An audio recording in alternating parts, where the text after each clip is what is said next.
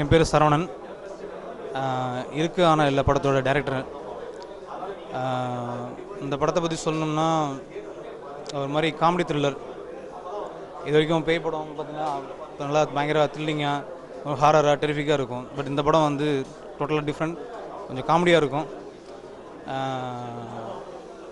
இந்த படத்தில் ஆதவன் நல்லா பர்ஃபார்ம் பண்ணியிருக்காரு. அதுக்கப்புறம் விவந்த் சொல்லவே தேவையில்லை. பேசிக்காக அவர் ஆக்சுவலி ஒரு 4 இயக்குனர்கள் பெஸ்ட் ஆக்டர் அவார்டு வாங்கியிருக்காப்புல. நல்ல பர்ஃபார்மன்ஸ். எனக்கு வந்து நான் ஒரு பெரிய லக்கின்னு நான் ஃபீல் பண்ணலாம். எனக்கு கிடைச்ச ஆர்டிஸ்ட், ஈவன் ஹீரோயின், ஹீரோ, ஒவ்வொரு ஆர்டிஸ்ட்டுமே எல்லாருமே வந்து டைலாக் சொல்லி கொடுத்த உடனே டேக் ஆர்டிஸ்டாக இருக்கிறாங்க.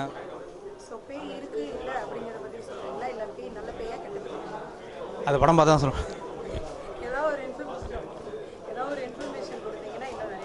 இல்லை, இதுதான் இது வரைக்குமே வந்து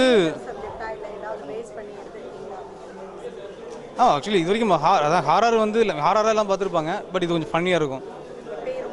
ஆமாம், காமெடியாக. இது வரைக்கும் கூட இருக்கிற ஃப்ரெண்டு கேரக்டரு இந்த மாதிரி கேரக்டர் தான் வந்து காமெடி பண்ணி பார்த்துருப்பேன். ஒரு பேய் காமெடி பண்ணி ஃபுல்லாக சென்னை தான்.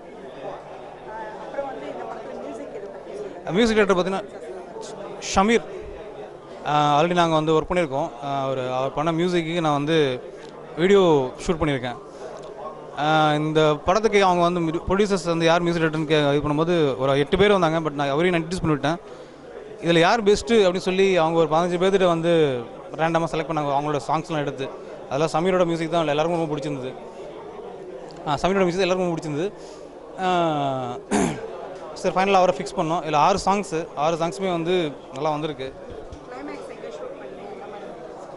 சென்னையில் தான் ஃபுல்லாக, எல்லாமே சென்னை, எங்கேயும் அவுட்டோர்லாம் இல்லை.